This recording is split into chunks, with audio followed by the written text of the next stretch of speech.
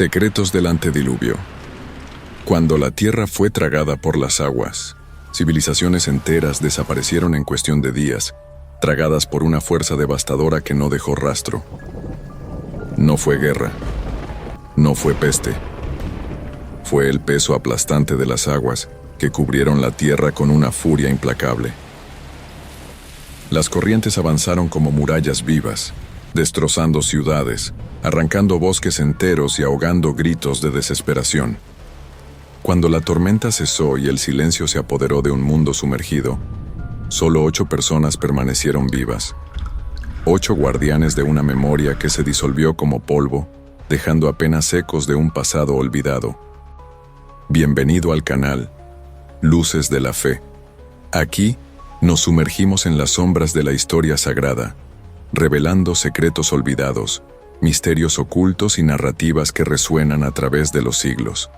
Prepárate para un viaje intenso, donde la fe y la oscuridad se encuentran en escenas de impacto que nunca olvidarás. En la era de Noé, el amanecer no marcaba solo el inicio de un día más. Era el despertar de una civilización vibrante, poderosa y compleja. Las ciudades palpitaban de energía. En las forjas el sonido del hierro incandescente moldeado por Tubalcaín y sus aprendices resonaba como truenos artificiales. El brillo ardiente de las llamas iluminaba callejones y plazas, proyectando sombras danzantes que parecían vigilar a los hombres en silencio. El aire pesado mezclaba el olor del carbón quemado, del metal fundido y del sudor humano. Una atmósfera sofocante pero al mismo tiempo viva, frenética. Mientras unos moldeaban armas y herramientas, otros moldeaban el alma de la cultura. Jubal, maestro de la música, llenaba noches enteras con arpas, flautas y tambores. Para ellos la música no era solo arte, era identidad, era poder, unía multitudes en plazas abarrotadas, hacía creer al pueblo que aquella sociedad jamás caería. Festivales coloridos llenaban las calles de danzas, banquetes y cánticos. Era un espectáculo de vida, pero también un disfraz para ocultar la oscuridad que crecía detrás de cada sonrisa. Ese imperio no nació de la nada. Cargaba con el peso de una herencia antigua que comenzaba con Caín, el fundador de la primera ciudad, Enoc. De ella surgieron nuevas metrópolis interconectadas por el comercio, las tradiciones y una ambición insaciable. Los mercados servían de vida. Granos, ganados, tejidos raros, cerámicas pintadas a mano y joyas relucientes cambiaban de manos bajo los ojos codiciosos de los mercaderes.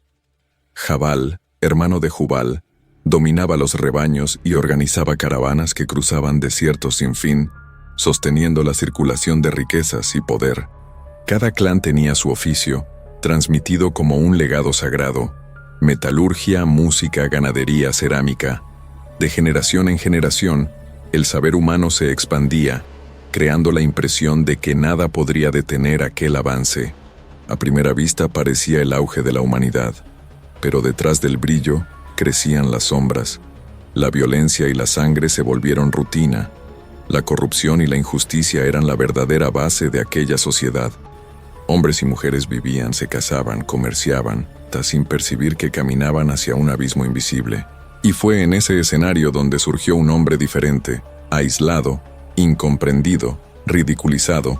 Fue elegido por Dios para realizar algo inimaginable para su época: construir un arca gigantesca, destinada a resistir una lluvia interminable. 40 días y 40 noches que cambiarían el destino de toda la humanidad. Pero al fin, ¿quiénes eran los habitantes de esa era perdida? La Biblia habla de seres que despiertan curiosidad y miedo hasta hoy. La palabra significa caídos. No eran solo enormes en estatura, eran dominadores, guerreros temidos, líderes carismáticos que ejercían poder absoluto sobre la población. Moldeaban costumbres, imponían leyes, esparcían violencia y depravación. Eran la élite de la sociedad antediluviana, símbolos de la fuerza, pero también de la decadencia moral. Y cuando el mal se multiplicó junto con ellos, la humanidad llegó a su límite. Génesis describe: toda imaginación del corazón del hombre era de continuo solamente mala. Eso no era un detalle.